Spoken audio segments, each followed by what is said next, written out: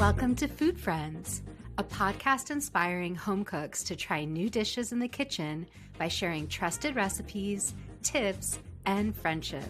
Hi, I'm Sonia. And I'm Carrie. We met in Los Angeles over 15 years ago as personal chefs and haven't stopped talking about food since. We're so glad you're here. Hi, Carrie. Hi, Sonia. Carrie, grilling isn't the biggest part of my life, but when I do it, I really enjoy that charred flavor. I agree. When I was a personal chef, I grilled all the time. I spent many afternoons grilling at people's houses, outside especially. And, today we're talking about what we're calling weeknight grilling. And I think there's a little bit of a lie about weeknight grilling because I do think grilling can be a lot more involved than people really think. There's a lot of promise in food media and also on Instagram of, oh, I just threw all these things on the grill and look at how it turned out, when it really did take several hours. I think that it depends how you approach grilling, and there's such a spectrum. And I think there's also, like you said, there's a lot on social media and in magazines. And certainly if you're using charcoal, there's almost nothing you can do in 30 minutes or less because you have to get the heat going. If you have a gas grill, that's a little different. And all the recipes I'm talking about today are things that I have made on an actual grill pan because I have been in situations where I don't have a grill, but I want that grilled experience, especially in the summer. So I think there's so much flexibility. If you're the kind of person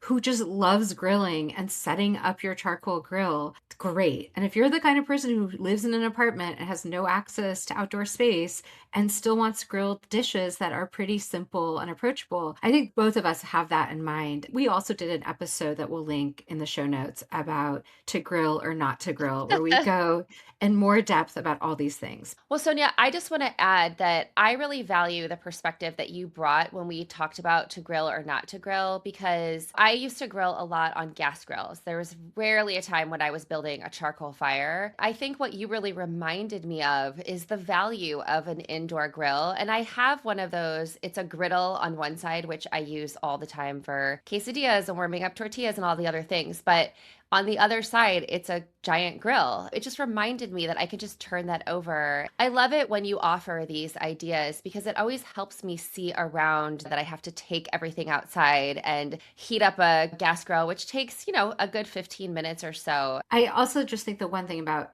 grilling with a grill pan indoors, open your windows, turn on your your hood, turn on the fan. It gets a little smoky, but to me that's a small price to pay. So in the summer, I'm eating more salads like many of us. I want things that are fresh. I don't always want to spend a lot of time over a hot stove.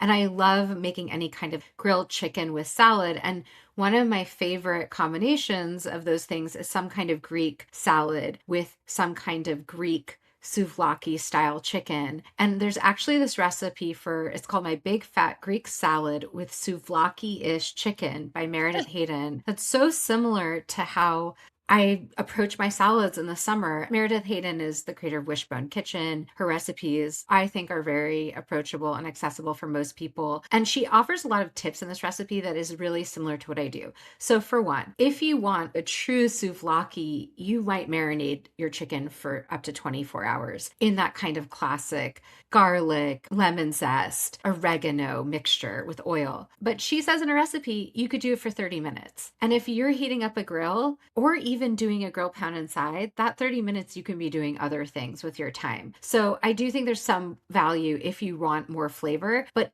on days when I don't have time, I don't even let it marinate for 30 minutes. I just make the marinade, let the pan or the grill heat up and I get right to grilling. If I'm being more thoughtful, I'll marinate in advance. And then while the chicken is grilling, then you can kind of put your salad together. What I like about her recipe is a lot of times when we think of Greek salad, we think of big chunks of tomato, cucumber, onion, feta. And actually a lot of Greek salads are really romaine and herb based without tomato at all. And there's different kinds of Greek salad. It's not a monolith. And this one, she has romaine hearts, mini cucumber, green bell pepper, scallions, dill. This is the key ingredient to me. Pepperoncini. I love that in a salad. Yes. And then the dressing is made with some capers and a little brine, olive oil, red wine vinegar, oregano, salt, and pepper. And you could add feta to this or not at the end. And it's so simple. You can just be chopping up your romaine while your chicken's grilling, chopping up some cucumbers and peppers, throwing in your peppercini, tossing it all together, and then plating it with that beautiful grilled chicken on top. It's just going to be so flavorful and light. And so as the weather gets warmer, this is really the kind of dish I'm making over and over again. Well, there's a couple things that I really like about what you said because a recipe like this, it's more of a project in my mind. And what you're really describing is even if you don't marinate the chicken, which is a great step and it would be a great addition, this salad that you're talking about is full of flavor. And I think if you take the time to make that marinade, separate the marinade and set some aside that hasn't touched the raw chicken, and then you can brush it while you're cooking it, and you can also brush it when it comes off of the grill. And that will add a little bit of flavor too, but I don't even know that you need additional flavor with all that great salad. No, and so I just think where do we get the permission to make things easier, especially if it's Yes. for a weeknight? But this is nice enough to host with. So if I was hosting, I would take the full time to marinate it. And recognizing where do you have space to skip steps and where are you getting all this really great flavor. And I think in that same vein, one of the things that I really like is a grilled salad. So you're talking about a grilled chicken with a really fresh salad, but I love the idea of putting romaine or a head of lettuce, cabbage, any green that is hearty and has a heart that you can kind of cut in half. And I just love a grilled Caesar salad. I love this flavor of Caesar in the summer. I think it's so classic. And so it's very easy. You just take a romaine heart or little gems or anything that you can just kind of rinse off, slice in half, and add a little bit of olive oil, salt, and pepper. Stick it on the grates for a couple of minutes until it gets a little bit caramelized and wilted. And then take it off the grill and add your Caesar dressing. I make my own Caesar dressing. I think you can really go in many directions here. And you could be happy with just that. I think you could also throw some garlic bread on there and make some rustic croutons. I also think this is a great place for chicken if you want chicken or a piece of steak. I would go in the direction of a New York strip or something that had a lot of its own flavor. And I would grill the meat first and then take it off. And while it's resting, throw the lettuce on the grill, wilt it, and then slice the meat and put the salad together and have dinner. Yeah, I think reminding people that you can grill romaine and little gems is so helpful because it's that one thing that doesn't take a lot of time and yet it makes something feel special and grilled. And you can do that so quickly on a weeknight. You can get store-bought Caesar and still you've done this extra step of grilling something. And I love a Caesar with chicken or with steak or some kind of protein salmon. I love salmon and on a Caesar salad. I think all of those work really well. And, in the whole approach of weeknight grilling, I'm also always thinking about vegetarian dishes. Vegetarian grilling is actually some of my favorite grilling. I think there's so many different vegetables to explore on the grill. And I remember on one of our summer episodes, you talked about buffalo oyster mushrooms on the Yes. grill, which is such a great recipe. And I have this favorite mushroom vendor. He's at our Wednesday market in the summer. I just think he's so great and his mushrooms are so great. But I am so used to like roasting or sauteing mushrooms that I want to get more exciting recipes in the mix. And so I've been thinking a lot about what dishes can I make with grilled mushrooms? And there's this recipe for soba with grilled mushrooms and tofu by Ali Slagle that is really kind of how I like to construct a vegetarian grilled dish in the summer. And this was one that particularly you could make inside. You could use a grill pan indoors because you could be just doing it all in your kitchen pretty quickly. The prep time is only 15 minutes of prep. It takes a little bit for each component to cook, though. So I wouldn't say this is a 30-minute meal, but it's a meal that's going to really pay off in terms of its results. You basically are taking tofu, you're cutting it into slices, and you make a really simple sauce for it with miso and maple syrup and a little oil. And then you coat that on both the tofu and you also toss the mushrooms with that. And then that you can grill now that's had that little coating of oil and miso and all the good stuff. And then you can also just boil off your soba noodles, which take 10 minutes or less. And then, it's about assembling. It's about putting grilled tofu and grilled mushrooms on top of your soba noodles. She also has you add sugar snap peas or snow peas, and I love that detail. I think that pop of green with the mushroom and the tofu is And going the to be so freshness. nice. And the Yeah. freshness. She also recommends Serrano chili. I would probably use a Fresno chili because I love Fresno chilies in the summer and they're a little less hot. Sesame seeds, basil. I think you could do cilantro here, scallions or chives. I think this is just a good base idea to then kind of use what you have, what you like. Asparagus would go really well. But the idea of grilled tofu and grilled mushrooms in a very simple marinade is the center of this recipe. I mean, this to me is exemplifies exactly what I was saying about when you bring these ideas to our conversations, because I can see myself standing at my stove with a pot of boiling water, making soba noodles, and then while the water is heating up, while the noodles are boiling, you're grilling all of these things. I would also put those snap peas, char them a little Yeah. bit. I mean, you could essentially do all of this in a cast iron skillet and get a Yeah. char on all of those. And so then you're getting what we're all looking for in the summer is that little taste of outdoor fire. There's something so basic and biological with humans and outdoor fire and cooking that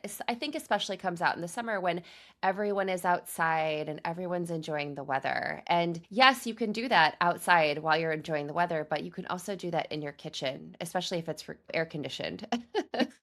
Well, and I did it for years with no air Yes, conditioning. I know. So, I mean, I wouldn't do this on the 100-degree days. This is not the Fair recipe for enough. that kind of day. But for a nice 80-degree summer day, this is perfect. And I think along those same lines, I really love grilled vegetables in the summer. I love all the things that you're finding at the farmer's market, the bell peppers, the eggplants, the zucchini. The recipe that I'm sharing is called Spanish style grilled vegetables with breadcrumb piccata. Basically, you're just taking those bell peppers, eggplants, zucchini, grilling them, getting some char marks, getting them softened. And then while they're cooking, you're making it's basically like a crispy breadcrumb mixture with a little bit of sherry vinegar, a little bit of parsley, a little bit of oregano, a little bit of garlic, and panko breadcrumbs. And you toast all that and you put it on top of the vegetables. I think if you really just wanted a vegetarian meal, I would also add something like grilled garlic bread. One of the other ideas that the recipe shares is that a piccata is usually made with nuts. And I think if you didn't want to use breadcrumbs, this to me would be interesting to take like a pine nut and toast it, or a cashew and toast it and chop it up really finely. You could still add a bunch of herbs. You could add some garlic. You could add a little bit of sherry vinegar to give it a little bit of tanginess. And then I think you could also even add something like a feta or a goat cheese. That would really round out this meal. Or grilled halloumi. That could Yes, be great idea. grilled halloumi would keep it vegetarian, not vegan, would add that little bit of heftiness and substantialness that's more than just vegetables. I think the sherry vinegar is such a key ingredient. Sherry vinegar really is worth it. It has such a different flavor than red wine vinegar, white wine vinegar, champagne vinegar. I find it's a lot milder. It's my go-to. I have a bottle of sherry vinegar that I keep near me when I'm cooking all the time. It's like that last drizzle. And I love just an abundant grilled vegetable platter. So this is something I would enjoy and definitely be making. And I think we have to talk about some meat because meat is definitely a part of grilling for many Yes. people. There's a kind of kebab, which is called shashlik. It's often credited as a Georgian food, but some people call it Ukrainian, some people call it from other regions in the former Soviet Union. I do believe it originally gained popularity in the country of Georgia. And it's not wildly different than other kinds of kebabs, but it is just, you know, how every country, every place has its slight different approach to even a dumpling or to whatever the recipe is. This is the same idea. So it's cubes of chicken or pork or lamb or beef. You know, I typically do this with chicken, making a marinade. And in this case, you do it with grated white onion, which I think is so Oh, smart. yeah. Makes that onion flavor really permeate in your olive oil. So, olive oil, grated white onion, minced garlic. I would do it on a microplane. Oregano comes in here too, paprika. And that is the marinade for your meat. And you can add that to your vegetables too. And then it's typically bell peppers and red onion. And then there's a sauce that goes with it, which you make with lemon juice, a little bit of honey lemony, chopped mint, salt, and pepper. And that to me is also what makes this a little bit different than another kind of kebab, is that minty, lemony topping. And it's so easy. That takes minutes to make. That doesn't even require a food processor or a blender. That's just chopping things and adding them to a bowl, but you could certainly do it in a food processor. And then you just grilling your kebabs that you assemble. You brush that marinade on, or you marinate them before. Again, to the earlier point, marinating things up to a day will give it more flavor, but even 30 minutes will do. And you grill that, and that's the basis of your whole dinner. And often this is served with some kind of flatbread or like a good rice, just a fluffy basmati would be nice here. But I do love the idea of taking store-bought flatbread or pita, grilling that on the stove while your meat is resting and cooling down. And then that is like a little sandwich. I would also maybe make a little tahini sauce, even though that's not necessarily traditional. Sonia, your kebab recipe reminds me of a dish that I like to make at home called spiedies. And it's a recipe I found in the New York Times, and it's actually very similar. It's a skewer, and the recipe says you can use chicken or beef or lamb. I also tend to choose chicken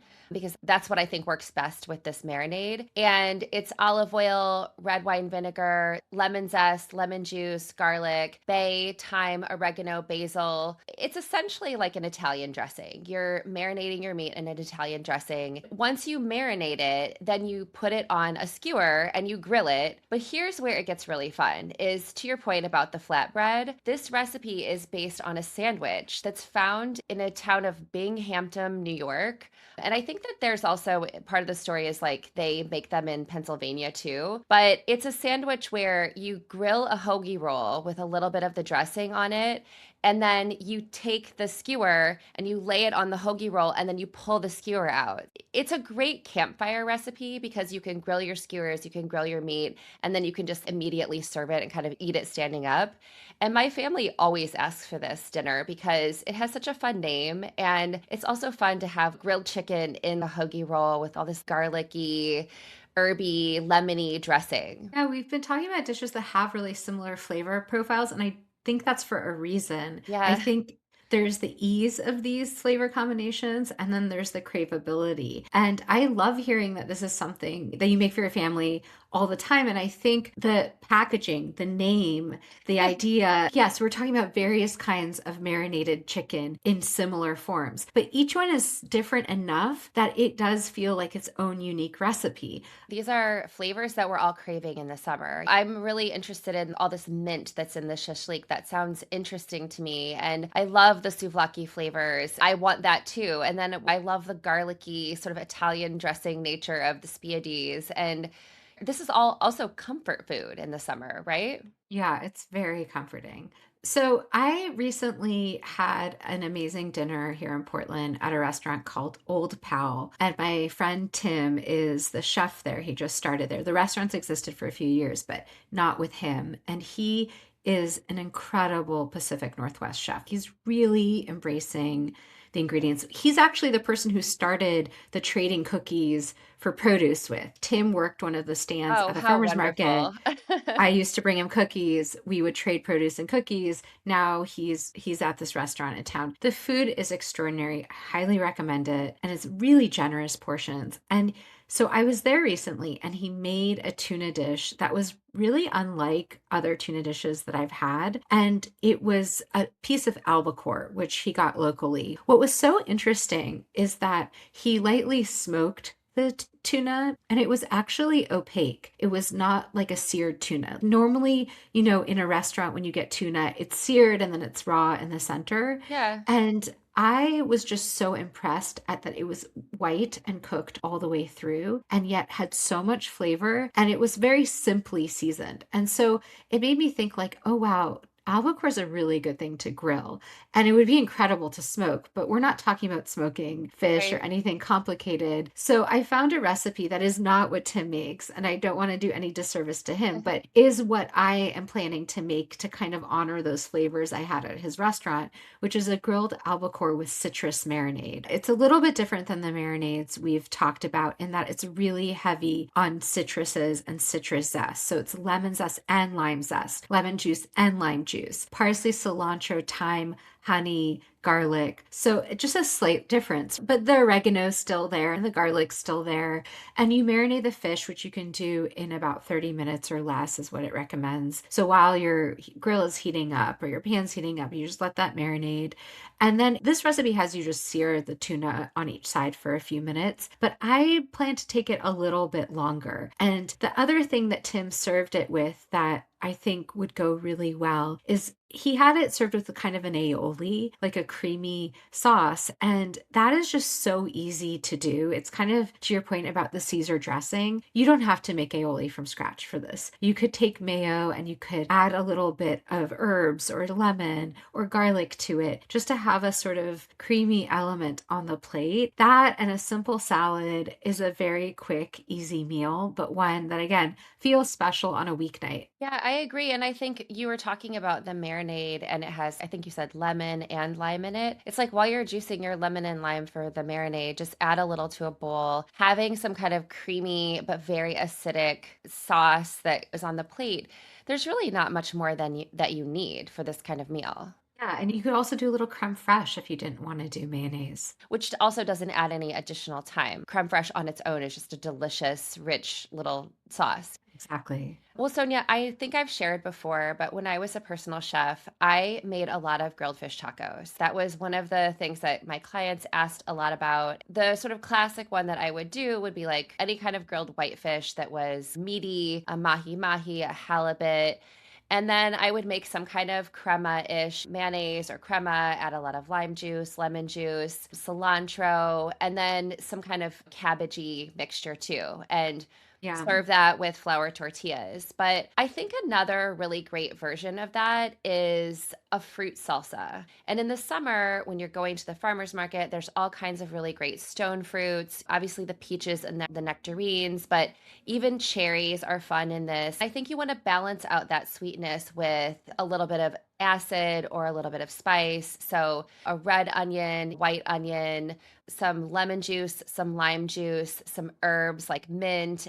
And the recipe that I'm sharing is for mahi mahi tacos. It has many of the elements that I'm talking about and that I've used before. Before you grill your fish, you want to put together the salsa and you want to put together the sauce. They call for mangoes, limes, cilantro, avocado is nice, and then usually a creamy sauce of any kind. For this recipe, they're calling for mayonnaise, sambal oelek, salt and pepper. They call for corn tortillas. I think for me, I don't know, there's something about fish tacos that I just really like a flour tortilla. But certainly if you're gluten free or if you just have corn tortillas, they're also really delicious. And I think the one step that is worth doing after you've grilled your fish is taking all of your tortillas and toasting them and getting a little bit of that char on your tortillas as well before you start assembling them. Yeah, and it's also the kind of thing if you don't have a grill and you're doing this inside, I always char my tortillas over my gas stove over the Yes. flame, and it just is so nice to heat up your tortilla that way, whether it's on a grill or on over a flame. I used to also make a lot of mango salsa when I was a personal chef. Mango salsa, fish tacos. It's such a classic for a reason, but I love the idea of adding stone fruit, and I think peaches, nectarines, like you said, I think even some plums or pluots would be really nice here. And that leads me into sweet treats because I think you can also add a little sweet treat. Once you have the grill going or your grill pans out, you might as well take advantage of it and use it for dessert too. My friend Lauren Chandler, the one we've talked about before with the Oh, yeah. frittata, she went to Italy last year, or I think maybe it was last year or the year before, and she came back and she was like, I discovered the joy of adding crumbled amaretti cookies to things. Although what she would do is she would toast them in a pan, like crumble the cookies and toast them with butter in a pan, or maybe not even with butter, just toasting them. And this is a trick she learned from a chef in Italy. Oh, And then, wow. just sprinkle that even on plums or peaches. And so there's this recipe that's really similar from Ina Garten, and it's a great recipe I've actually made before. It's grilled peaches with amaretti. And the one thing I will say about the Ina Garten recipe is that it is a little bit more involved, even though it only takes 20 minutes total. I think there's even places where you can simplify. So she has you heat your oven. This is the part where I think you could simplify. She has you grill your peaches and then put them in the oven to soften and bake afterwards. I would just not put them in the oven. I would just do the part where you grill them.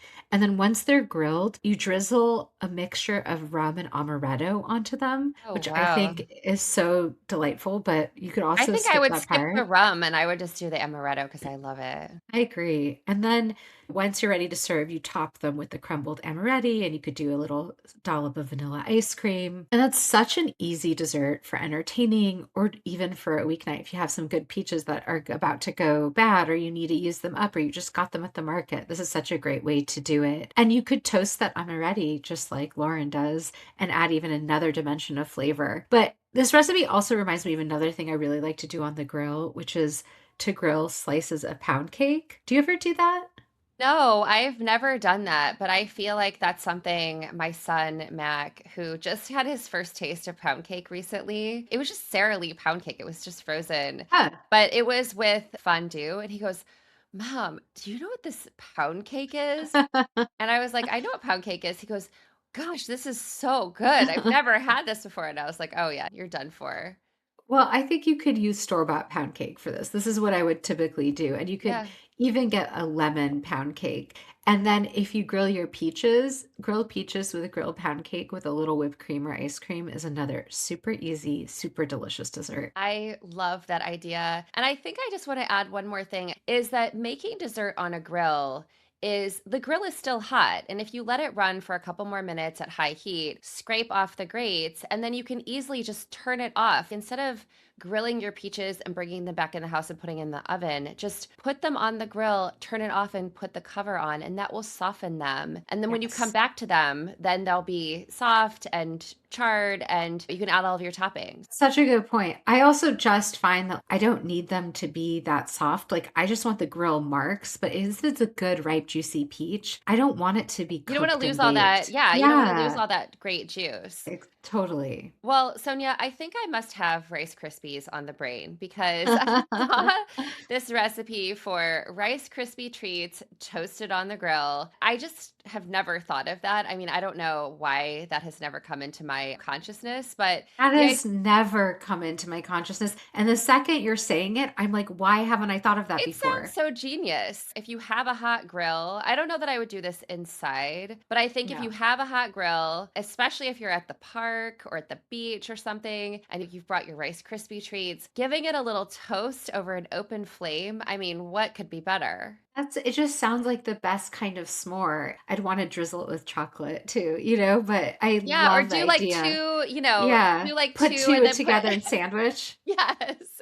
Instead of a graham cracker, you could use a Rice Krispie treat that you've toasted. Oh my gosh, that's so smart. The idea of charring that marshmallow that's in the Rice Krispie treat and getting that That's like toasty gooey and buttery marshmallow. anyway. I mean, That is a very smart idea. And how easy is that? yeah, and it's whatever kind of Rice Krispie treat you're already making or that you're seeing at your potluck or your picnic. Just put it on an open flame and let it go. I love all these. It's really getting me in the grilling mood. It's good to just remember the sheer variety of simple grilling. It doesn't have to be overly complicated. Sometimes just knowing tried and true classes like a good grilled Caesar is all you need to get into the rhythm of grilling again. Yeah. Well, I love that, Sonia. Until next time. Bye. Thanks for being our food friend. If you enjoyed our podcast, please subscribe, leave us a review, and share this episode with friends. We love hearing from you, so follow us on Instagram or drop us a line at foodfriendspodcast.com. Yes, we'd love to hear from you and your food friends. Happy cooking and eating.